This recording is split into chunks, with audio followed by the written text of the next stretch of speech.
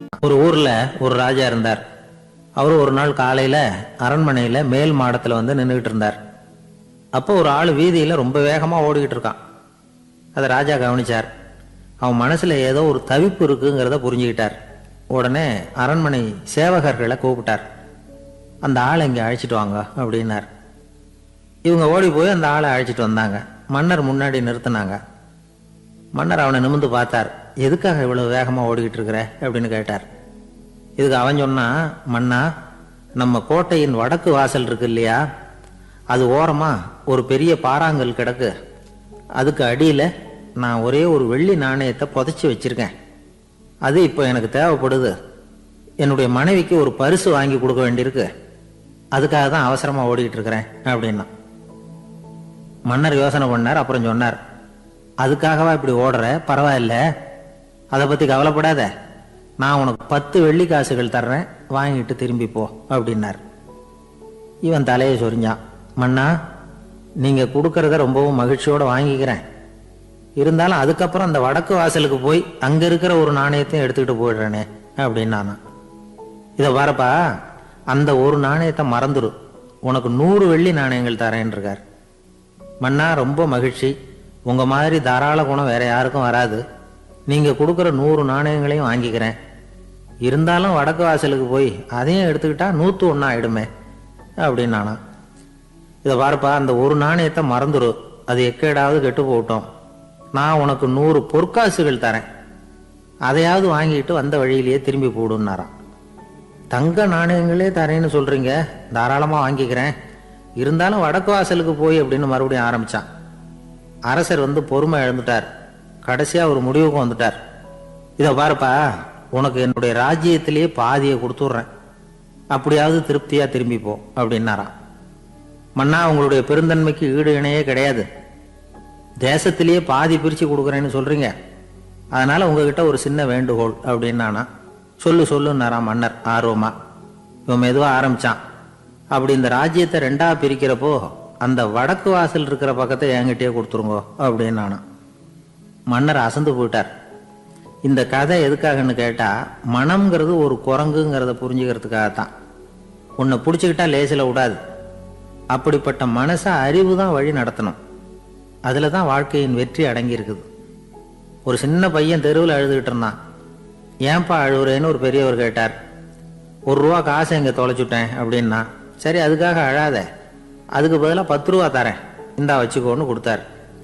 இந்த 10 ரூபாயை வாங்கி சட்டப்பையில போட்டுக்கிட்டு அதை விட அதிகமாக சத்தம் போட்டு அழ ஆரம்பிச்சுட்டான்.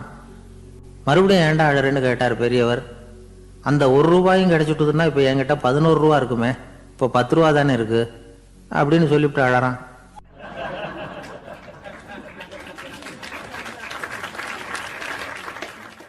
என்னுடைய நண்பர் ஒருத்தர், அவருக்கு ஜாதகத்துல நம்பிக்கை உண்டு. அவரே ஜோசியம்லாம் பார்ப்பார். என்ன சார், இந்த காலத்துல இதையெல்லாம் நம்பிக்கிட்டு இருக்கீங்களே அப்படின்னு கேட்டா, உங்களுக்கு ஒன்றும் தெரியாது சார். இந்த உலகத்துல ஒவ்வொருத்தரும் அவங்கவங்க செய்யற நல்லது கெட்டதுக்கு தகுந்த பலனை அனுபவிச்சே தீரணும் பார். அது மட்டும் இல்ல, ஒருத்தன் செத்துட்டா கூட அவன் செஞ்ச பாவ புண்ணியங்கள் கூடவே போய்கிட்டு இருக்கும் பார். அது எப்படி கூட போவோம் அப்படின்னு குதர்க்கமா கேட்டா, அதுக்கு அவர் ஒரு கதை சொன்னார். அது ரொம்ப சுவாரஸ்யமா இருந்தது. அது என்ன கதைன்னா, ஒரு ஊர்ல ஒருத்தர் இருந்தாராம். அவர் ஜோசியம் பார்க்கறதுல ரொம்ப கெட்டிக்காரரான். ஒருத்தருடைய தலைமுடியை மட்டும் அவர்கிட்ட காட்டினா போதும், அதை மட்டும் பார்த்துட்டு அவருடைய ஜாதகத்தையே அலசி விடுவாராம். அப்பேற்பட்ட திறமை. அந்த ஆள் ஒரு சமயம் கன்னியாகுமரி கடற்கரைக்கு போயிருந்திருக்கார். அங்க கரை ஓரமா ஒரு மண்டை ஓடு கிடந்திருக்கு. அதை எடுத்து பார்த்திருக்கார். அந்த மண்டை ஓட்டை வச்சுக்கிட்டே அதோட ஜாதகத்தை அலசியிருக்கார். இந்த மண்டை ஓட்டுக்கு உரிய ஆசாமி வாழ்க்கையில ரொம்ப கஷ்டப்பட்டிருக்கணும், நிறைய கஷ்டத்தை அனுபவிச்சிருக்கணும். அது தாங்க முடியாம தான் கடல்ல விழுந்து தற்கொலை பண்ணிட்டு இருக்கான் அப்படிங்கிறத அவரு கணிச்சுட்டார். இருந்தாலும் இந்த மண்டை ஓடு இன்னமும் அனுபவிக்க வேண்டியது பாக்கி இருக்கு அப்படிங்கிறத அவர் உணர்ந்தாராம். அது சரி, ஒருத்தன் உயிரோடு இருக்கிற வரைக்கும் நல்லது கெட்டதை அனுபவிக்க முடியும், செத்ததுக்கு அப்புறமும் பாக்கி இருக்குன்னா அதை எப்படி அனுபவிக்கிறது?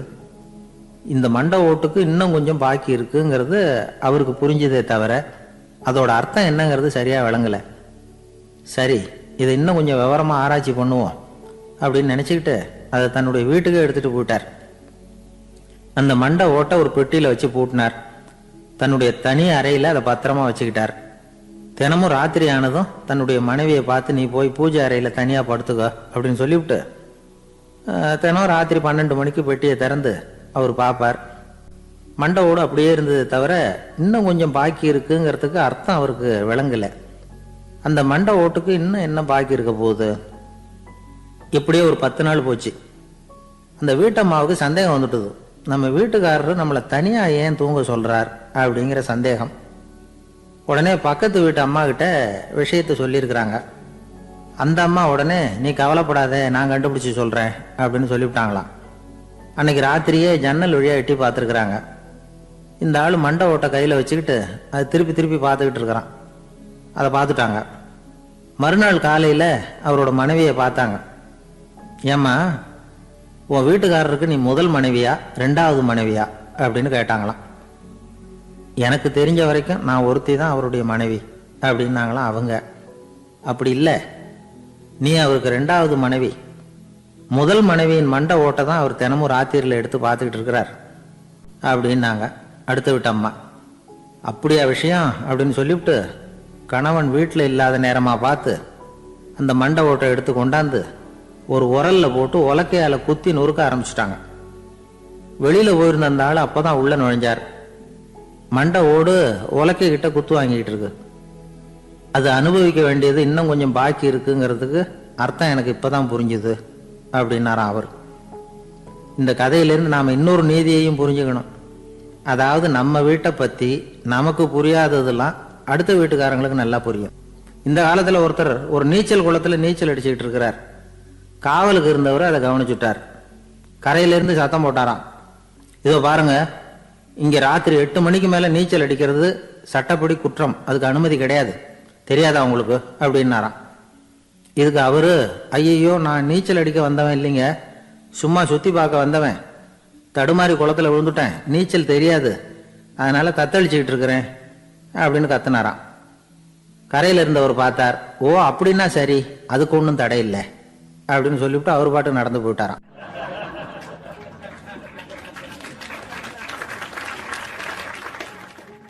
ஒரு ஊர்ல ஒரு ஆள் இருந்தான். நிறைய பணம் சேர்த்தான். அவனுக்கு சம்பாதிக்க தெரியுமே தவிர செலவு பண்ண தெரியாது. மகா கஞ்சன். காசை கையில் எடுக்கவே மாட்டான். எடுத்தா செலவு செய்ய வேண்டியிருக்குமே, அதனால இப்படியே அவன் காலத்தை ஓட்டி விட்டான். வயசாயிட்டுது. அவனுடைய மனைவி ஒரு நாள் கேட்டாங்க, இவ்வளவு நாளா நீங்க என்ன எங்கேயுமே அழைச்சிட்டு போனதில்லை, இப்போவாவது அழைச்சிட்டு போகக்கூடாதா அப்படின்னாங்க. எங்க போகணும் சொல்லுன்னா. காசிக்கு போகணும், கங்கையில குளிக்கணும்னாங்க. இவன் பார்த்தான், இதுக்கு ஏன் அவ்வளவு தூரம் செலவு பண்ணிட்டு போகணும், நம்ம ஊர் ஆத்துலயே குளிக்கலாமே, இதுவும் புண்ணிய நதி தான், இங்க குளிச்சா அங்க குளிச்ச பலன் கிடைச்சிரும் அப்படின்னா. சரின்னு 2 பேரும் ஆத்தங்கரைக்கு போனாங்க. அன்னைக்கு ஏதோ விசேஷம், நிறைய கூட்டம், நிறைய பேர் குளிச்சுக்கிட்டு இருக்கிறாங்க. கரையில சில புரோகிதர்கள் நின்றுகிட்டு இருக்கிறாங்க. குளிக்கிறதுக்கு முந்தி அவங்க கிட்ட உட்காந்தா ஏதோ மந்திரம்லாம் சொல்லுவாங்க, கொஞ்சம் காசு கொடுக்க வேண்டியிருக்கும்.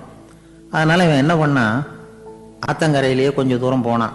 ஊரை விட்டு தள்ளி வந்துட்டான். அங்க யாருமே இல்லை. அப்பாடான்னு சந்தோஷப்பட்டான். குளிக்கலாம்னு புறப்பட்டான். இந்த நேரம் கடவுள் பார்த்தார், இந்த கஞ்சனுக்கு ஏதாவது புத்தி போகட்டணும் அப்படின்னு நினைச்சார். உடனே ஒரு புரோகிதர் மாதிரி உருவத்தை மாத்திக்கிட்டு அந்த ஆள் முன்னாடி வந்து நின்னார். அவனுக்கு அதிர்ச்சி.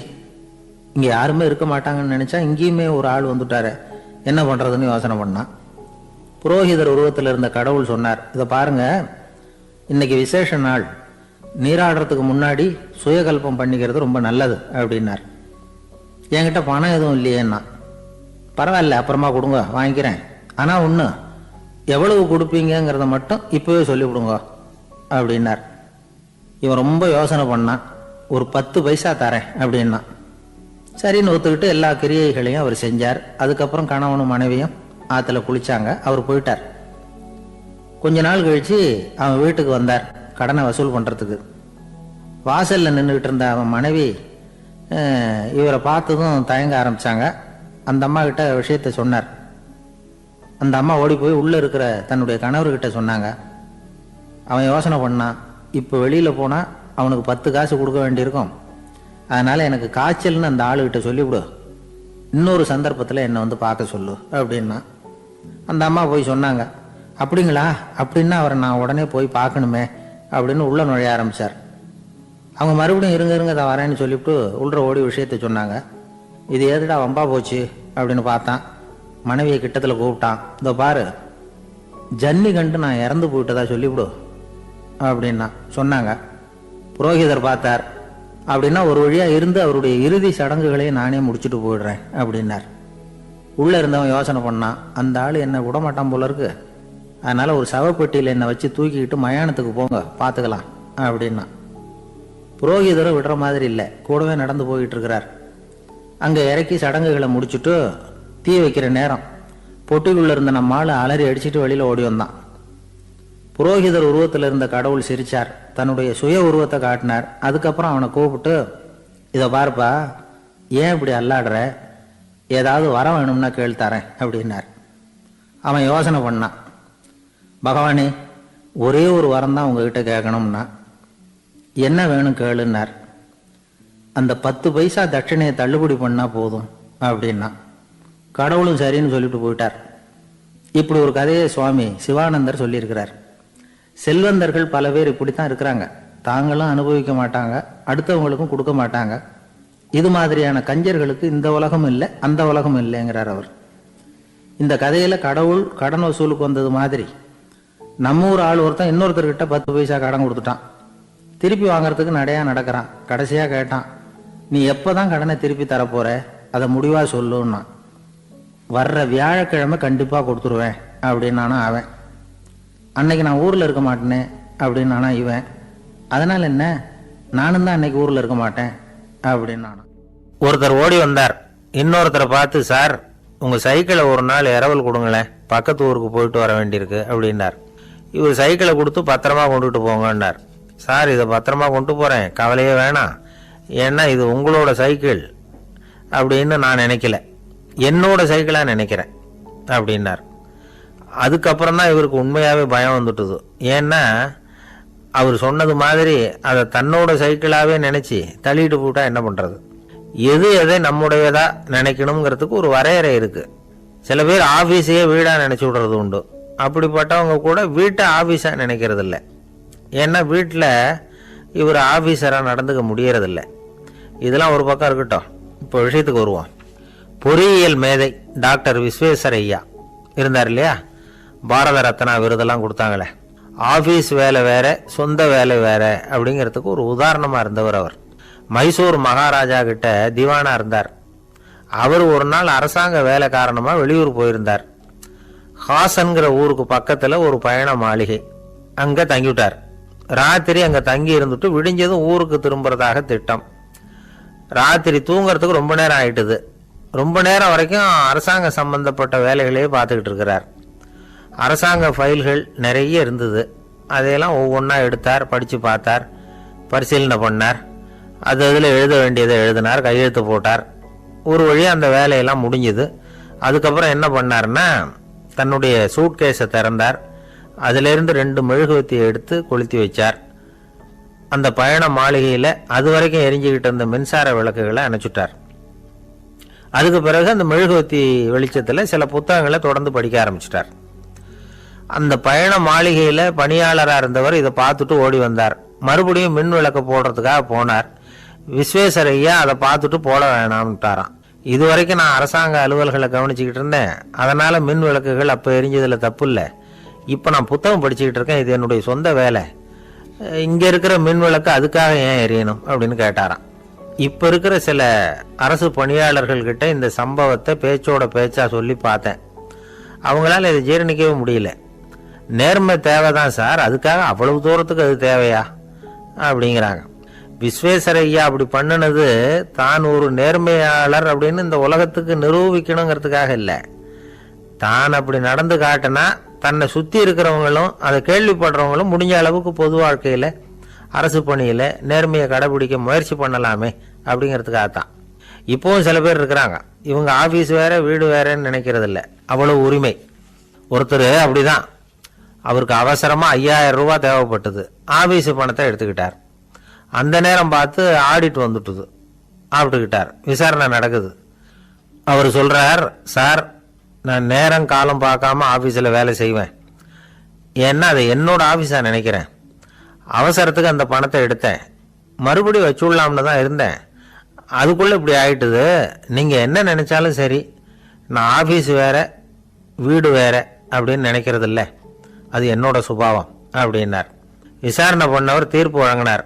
உங்கள் சுபாவத்துக்கு மதிப்பு கொடுத்து நானும் தீர்ப்பு வழங்குறேன். நீங்கள் கொஞ்ச நாள் ஜெயிலில் இருந்துட்டு வாங்க. அது உங்களுக்கு கஷ்டமாக இருக்காதுன்னு நினைக்கிறேன்.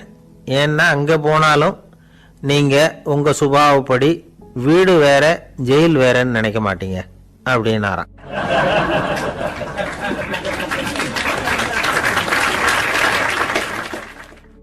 திபேத் நாட்டில் புத்த மடாலயங்கள் நிறைய உண்டு. அதுக்கு ஒரு தலைமையகமும் உண்டு. அது இந்த திபேத் தலைநகரம் லாசாவில் இருக்குது. ரொம்ப காலத்துக்கு அப்பால் அதை பற்றிலாம் நிறைய விவரங்கள் எழுதி வச்சிருக்கிறாங்க. அது இப்போவும் நமக்கு கிடைக்குது. அதாவது ரொம்ப தூரத்துக்கு அந்தாண்ட மலைகளுக்கு நடுவில் ஒரு கிளை மடாலயம். அந்த மடத்தின் தலைவருக்கு வயசாயிட்டு தான். அதனால் தலைமை பொறுப்பை வேற ஒருத்தர்கிட்ட ஒப்படைக்கலாம் அப்படின்னு முடிவு பண்ணாராம். உடனே ஒரு லாமாவை கூப்பிட்டார்.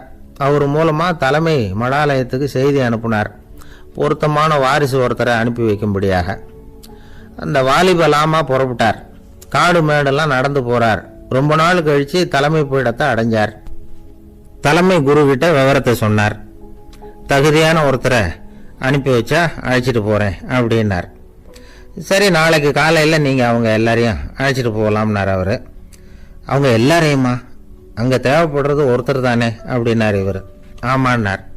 அப்புறம் ஏன் எல்லாரையும் அழைச்சிட்டு போக சொல்கிறீங்கன்னார். அது இப்போ உனக்கு புரியாது. நான் ஒரு 100 பிக்குகளை அனுப்புகிறேன், அதாவது பிட்சுகளை. அவ்வளவு பேரையும் அங்கே வச்சு சமாளிக்க முடியாது அப்படின்னார் இவர். இருந்தாலும் இப்போ அந்த தலைமை குரு என்ன சொன்னார்னா, அதை பற்றி கவலைப்படாத, நான் 100 பேரை அனுப்புகிறேன். அதில் 99 பேர் வழியிலேயே காணாமல் போடுவாங்க. ஒருத்தன் மட்டும்தான் வருவான். அவனும் அங்கே சேர்ந்துட்டானா நீ ரொம்ப கொடுத்து வச்சவன் அப்படின்னார். இவருக்கு ஒன்றும் புரியல. இருந்தாலும் மறுநாள் அந்த வாலிப லாமா 100 பேரை அழைச்சிக்கிட்டு புறப்பட்டார். போகிற வழியிலேயே பல பேர் அங்கங்கே பிச்சுக்கிட்டு போட்டாங்க. அவர் சொன்னது மாதிரியே. வழியில் அவங்க ஊர்கள் இருந்தது தான் காரணம். அப்பா அம்மாவை பார்த்துட்டு வரேன் அப்படின்னு கொஞ்சம் பேர் போனாங்க. சொந்த பந்தத்தை பார்த்துட்டு வரேன் அப்படின்னு கொஞ்சம் பேர். ஒரு வாரம் ஆச்சு. இப்போ மிஞ்சினது 10 பேர் தான். வழியில் ஒரு நகரம். அங்கே சில பிட்சுக்கள் சந்திச்சாங்க. எங்கள் மடத்து தலைவர் இறந்துட்டார், உங்களில் யாராவது ஒருத்தர் எங்களுக்கு தலைவராக முடியுமா அப்படின்னு கேட்டாங்க. 10 பேரும் தயார். அதில் ஒருத்தரை அழைச்சிட்டு அவங்க போயிட்டாங்க. இன்னொரு ஊரில் சில பேர் வந்தாங்க, வழி மறிச்சாங்க. நில்லுங்க, எங்கள் மன்னர் மகளுக்கு திருமணம், அதை நடத்தி வைக்க 3 லாமாக்கள் தேவை அப்படின்னாங்க. இப்படி கொஞ்சம் கொஞ்சமாக எல்லாரும் காலி. கடைசியில் 2 பேரும் மிஞ்சினாங்க. அங்கே ஒரு இளம்பெண் எதிரில் வந்தா. எங்கள் அப்பா வேட்டைக்கு போயிருக்கிறாரு, இன்னும் திரும்பி வரல. வீட்டில் வேற யாரும் இல்லை, தனியாக இருக்க பயமாக இருக்குது, யாராவது ஒருத்தர் எனக்கு துணையாக இருக்கணும் அப்படின்னு கேட்டுக்கிட்டா. எங்கள் 2 பேரில் நீயே ஒருத்தரை தேர்ந்தெடுத்துக்கோ, இல்லைன்னா எங்களுக்குள்ள சண்டை வந்துடும் அப்படின்னாங்க. இப்போ மிஞ்சினவர் ஒருத்தர். அவருக்கும் ஒரு சோதனை வந்தது. ஒரு தர்க்கவாதி எதிரில் வந்தான். உன்னோட வாதம் பண்ணணும்னா.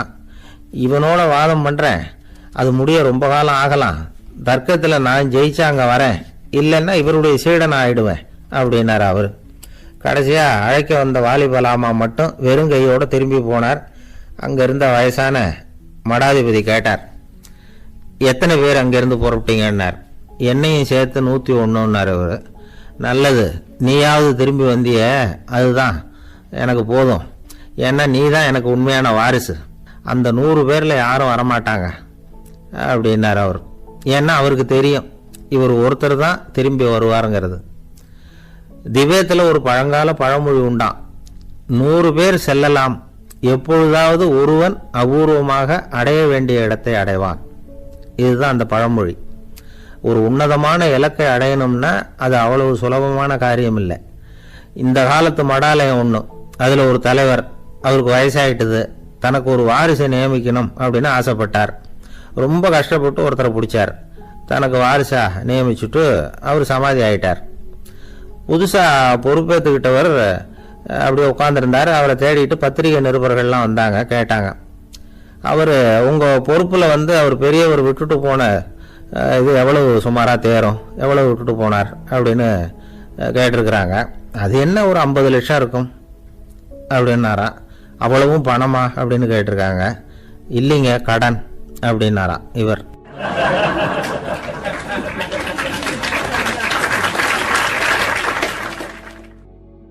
ஒரு ஊரில் ஒரு சித்தர் இருந்தார், சூஃபி சித்தர். அவர் ஞானம் பெற்ற ஒரு சித்தர். ஒரு நாள் அந்த நாட்டு மன்னன் அவரை பார்க்கறதுக்காக வந்தான். என்ன வேணும் உனக்குன்னு கேட்டார்.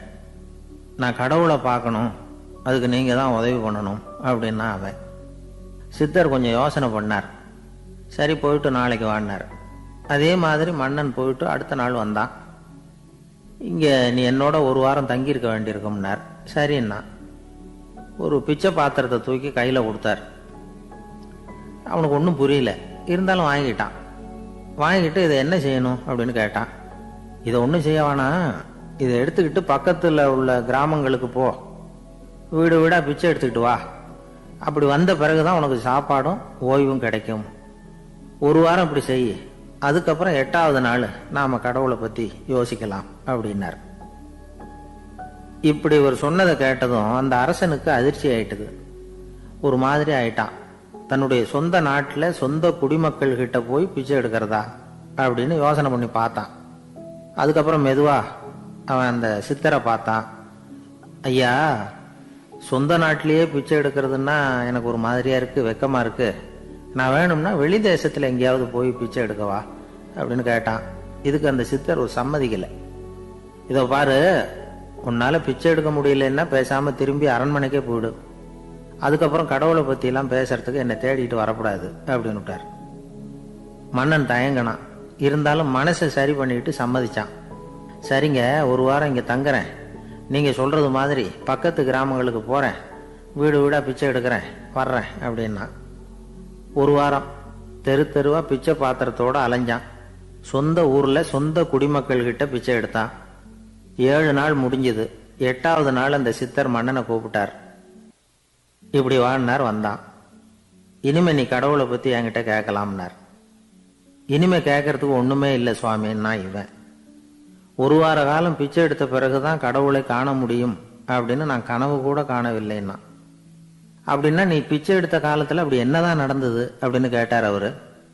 சுவாமி, ஒரு வார காலம் பிச்சை எடுத்ததுல என்னுடைய ஆணவம் அழிஞ்சுட்டுது. அது இப்போ இருக்கிற இடமே தெரியல. இப்போ அதை காணவே காணோம். பிச்சைக்காரனா இருந்தப்போ பெற்றதை மன்னனாக இருக்கும்போது பெற முடியாதுங்கிறத புரிஞ்சுக்கிட்டேன் அப்படின்னா மன்னன். அடக்கம் பிறந்தவுடன் தெய்வீக கதவுகள் திறந்து கொள்ளுகின்றன அப்படிங்கிறார் ஓஷோ. நம்மால் ஒருத்தன் ஆணவம் அழியணுங்கிறதுக்காக ஒரு திருவோட்டை எடுத்துக்கிட்டு தெரு தெருவா பிச்சை எடுக்க ஆரம்பிச்சான். என்ன, தெய்வீக கதவுகள் திறந்துதா அப்படின்னு கேட்டார் ஒருத்தர். தெய்வீக கதவு திறக்கிறதுக்கு முன்னாடியே எங்க வீட்டு கதவு சாத்திக்கிட்டுதுன்னா. என்னடா சொல்றேன்னார். இனிமே வீட்டுக்குள்ளேயே வர வேணாம், இதையே தொழிலா வச்சுக்கோ அப்படின்னு எங்க வீட்டுல சொல்லிவிட்டாங்க சார் அப்படின்னா. ஒரு பள்ளிக்கூடம் வகுப்பு நடந்துகிட்டு இருக்கு. ஆசிரியர் பாடம் நடத்திக்கிட்டு இருக்கிறார். நடத்தி முடிச்ச உடனே கேட்டார், மாணவர்களே, இதுவரைக்கும் நான் நடத்தின பாடத்துல உங்களுக்கு ஏதாவது சந்தேகம் இருக்கா அப்படின்னு கேட்டார். அப்புறம் ஒவ்வொருத்தரா கேட்டார். ஒரு மாணவன் எழுந்திருச்சான். சார், எனக்கு சந்தேகம் எதுவுமே இல்லைன்னா. ஏன்னு கேட்டார். ஏன்னா எனக்கு நீங்க நடத்தின பாடம் தெளிவா புரிஞ்சுட்டுது, அதனால சந்தேகம் வரலன்னா. இன்னொரு மாணவன் எழுந்திருச்சான். சார், எனக்கும் சந்தேகம் எதுவும் இல்லைன்னா. ஏண்டான்னு கேட்டார். ஏன்னா எனக்கு நீங்க நடத்தின பாடம் எதுவுமே புரியல, அதனால சந்தேகம் வரல அப்படின்னா. இந்த இடத்துல நாம கொஞ்சம் சிந்திச்சு பார்க்கணும். இந்த உலகத்துல எல்லாம் புரிஞ்ச ஒருத்தனுக்கும் சந்தேகம் வராது, எதுவுமே புரியாத ஒருத்தனுக்கும் சந்தேகம் வராது. அறகுறையா புரிஞ்சுக்கிட்டவன் இருக்கான் பாருங்க, அவனுக்கு தான் அடிக்கடி சந்தேகம் வரும். ஆக மாணவர்களை இந்த 3 வகையா பிரிக்கலாம். அதே மாதிரி தான் மனிதர்களையும் 3 வகையா பிரிக்கிறாங்க ஆன்மீகவாதிகள். ஒரு ஆன்மீக பெரியவர் என்ன சொல்றார் தெரியுமா? இந்த உலகத்துல 3 வகையான மனிதர்கள் இருக்கிறாங்களாம். முதல் வகை எப்படி தெரியுமா? இவங்களுக்கு எதையும் தெரிஞ்சுக்கணுங்கிற அவசியமே கிடையாது. ஏன்னா அவங்களுக்கு எல்லாமும் தெரியும். இவங்க ஞானத்தின் முழு வடிவா இருக்கிற காரணத்தினால அவங்களுக்கு எந்த சந்தேகமும் இல்லை, எந்த கேள்விகளும் கிடையாது. இந்த நிலையில இருக்கிறவன் கிருஷ்ணன். எல்லாத்துக்கும் விட தெரிஞ்சுக்கிட்ட நிலையில அவன் விடையாக மாறிவிட்டான் அப்படின்னு சொல்லுவாங்க. ரெண்டாவது நிலையில இருக்கிறவன் அர்ஜுனன். இவனுக்கு எப்ப பார்த்தாலும் கேள்விதான், சந்தேகம்தான். பதில் சொல்ல சொல்ல அவனுக்கு இருக்கிற சந்தேகமும் அதிகமாகிட்டே இருக்கும், குறையவே குறையாது. அர்ஜுனன் மாதிரி உள்ளவங்க எப்பவும் கேள்வி கேட்டுக்கிட்டே இருப்பாங்க. ஒரு கேள்விக்கு விட கிடைச்சுட்டுன்னு வைங்க, உடனே இன்னொரு கேள்வி அவங்க கிட்ட இருந்து வரும். கிருஷ்ணனுடைய நிலை எப்படின்னா அது கேள்விகளே அற்ற ஒரு நிலை. அர்ஜுனனுடைய நிலை எப்படின்னா அது கேள்விகளை தவிர வேறு எதுவும் அற்ற ஒரு நிலை. இவங்களை தவிர இன்னொரு ஆள் இருக்கிறான், அவனுக்கும் கேள்விகள் அற்ற ஒரு நிலை தான். அவன் யாருன்னா துரியோதனன். இவனுக்கு தெரிஞ்சுக்கணுங்கிற எண்ணமே சுத்தமா கிடையாது. ஆவலே இல்லைங்கிறதுனால அதை புரிஞ்சுக்கணுங்கிற அவசியமும் இல்லை. அதனால அவனுக்கு கேள்விகள் அற்ற ஒரு நிலையில அவன் இருந்துகிட்டு இருக்கிறான். எல்லா பதிலும் தெரிந்து கொண்ட நிலையில கிருஷ்ணனும் கேள்விகள் அற்ற நிலையில இருக்கிறான். தெரிஞ்சுக்கணுங்கிற ஆவலே இல்லாத துரியோதனனும் கேள்விகள் அற்ற நிலையிலே இருக்கிறான். இப்படியும் இல்லாம அப்படியும் இல்லாம ரெண்டும் கட்டான நிலையில இருக்கிறானே, அவன் தான் அர்ஜுனன். அதனால பெரியவங்கள்லாம் என்ன சொல்றாங்கன்னா, இந்த உலகத்துல அர்ஜுனன்களா இருக்கிறவங்க ஒண்ணு துரியோதனனா மாறிடணும், இல்லைன்னா கிருஷ்ணனா மாறிடணும். இதை தவிர வேற வாய்ப்பு இல்லை. துரியோதனன் மாதிரி உள்ளது விலங்கு நிலை, கிருஷ்ணன் மாதிரி உள்ளது தெய்வ நிலை. அர்ஜுனன் விலங்காவும் ஆக முடியல, தெய்வமாவும் ஆக முடியல. இப்படி ரெண்டும் கெட்டானா இருக்கிற வரைக்கும் இந்த கேள்விகளும் பிரச்சனைகளும் இருந்துகிட்டே தான் இருக்கும். இதுதான் பெரியவர்கள் சொல்லுகிற அனுபவ உண்மை. ஒரு ஆசிரியர் ரொம்பவும் விரிவா விளக்கமா பாடம் நடத்தின பிறகு, மாணவர்களே ஏதாவது சந்தேகம் இருந்தா கேளுங்கன்னாராம். ஒரு மாணவன் எழுந்திருச்சான். சார், எனக்கு ஒரு சந்தேகம்னா. என்னன்னு கேட்டார். இது வரைக்கும் என்ன பாடம் சார் நடத்துனீங்க அப்படின்னா அந்த பையன்.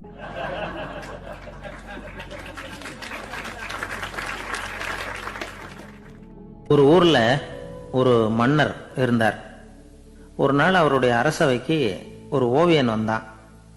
அவன் சீனா தேசத்திலிருந்து வந்தவன், தாவோ சிந்தனையாளன். அவன் அங்க மன்னர் முன்னாடி நிக்கிறான். யாரும் செய்ய முடியாத ஒரு காரியத்தை என்னால செய்ய முடியும்னா. இவன் இப்படி சொன்னதை கேட்டதும் ஏற்கனவே அங்க இருந்த அரசவை ஓவியன் ஒருத்தனுக்கு கோபம் வந்துட்டுது. இதோ பாரு, இப்படி எல்லாம் பேசக்கூடாது, நான் வேணும்னா உன்னுடைய சவாலை ஏத்துக்கிறேன் அப்படின்னா. நாம 2 பேரும் ஓவியம் தீட்டுவோம், அதை பார்த்துட்டு நம்ம 2 பேர்ல யாரு சிறந்த ஓவியன் அப்படிங்கறத மன்னரே தீர்மானம் செய்யட்டும், என்ன சொல்ற அப்படின்னு கேட்டான் அவன். அவனும் சரின்னு ஒத்துக்கிட்டான். போட்டி ஆரம்பமாச்சு. அரசர் அவங்களுக்கு 2 சுவர்களை ஒதுக்கி கொடுத்தார். 6 மாச காலம் அவகாசம் கொடுத்தார்.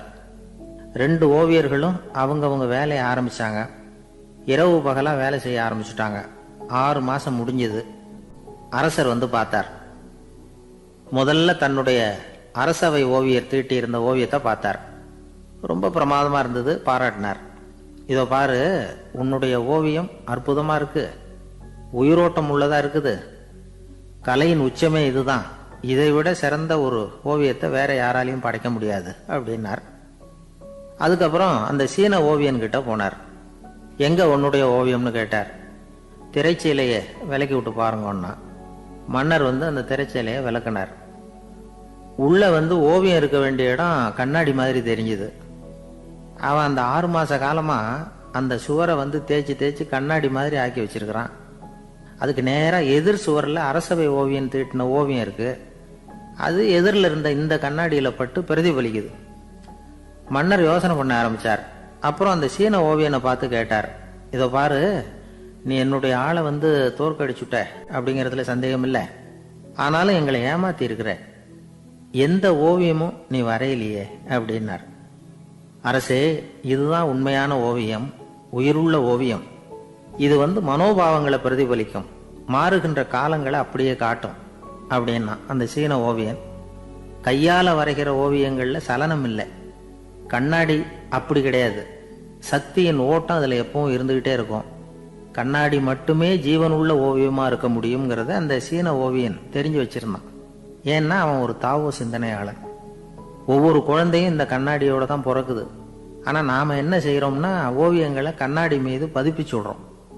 கண்ணாடி நம்மளை பிரதிபலிக்குது. நம்முடைய அழகோ அவலட்சணமோ கண்ணாடியை பாதிக்கிறது இல்லை. ஏன்னா அதுக்கு மனம் கிடையாது. கடந்து போன வினாடியை பற்றி அது சிந்திக்கிறது இல்லை. அடுத்த கணத்தை பற்றின எதிர்பார்ப்பும் அதுகிட்ட கிடையாது. அதுதான் பற்றற்ற நிலை. மனிதனுக்கு தேவைப்படுறது அதுதான். கண்ணாடி கிட்டே இருந்து நாம் கற்றுக்கொள்ள வேண்டிய பாடம் இது. வாழ்க்கையில் மனிதர்களை நேசிக்கலாம், உலகின் அழகையெல்லாம் பிரதிபலிக்கலாம், ஆனால் எதையும் பற்றி கொண்டு விடக்கூடாது அப்படிங்கிறது பெரியவர்கள் அறிவுரை. துயரம்ங்கிறது பற்றுக்களின் சாயை. கண்ணாடி முன்னாடி நிற்கிறப்போவெல்லாம் நமக்கு இந்த ஞாபகம் வரணுமா. ஒரு குடும்ப தலைவர் ஒரு நாள் காலையில் விடிஞ்சு எழுந்திரிச்சதும் சத்தம் போட்டார். யார் இந்த கருங்குரங்கு படத்தை என் ரூமில் கொண்டாந்து மாட்டி வச்சது அப்படின்னு கத்தினார். சமையல் கட்டிலிருந்து மனைவி பதில் சொன்னாங்க. தூக்க கலக்கத்தில் உளராதிங்க, நல்லா பாருங்க, அது படம் கிடையாது, முகம் பார்க்குற கண்ணாடி அப்படின்னா.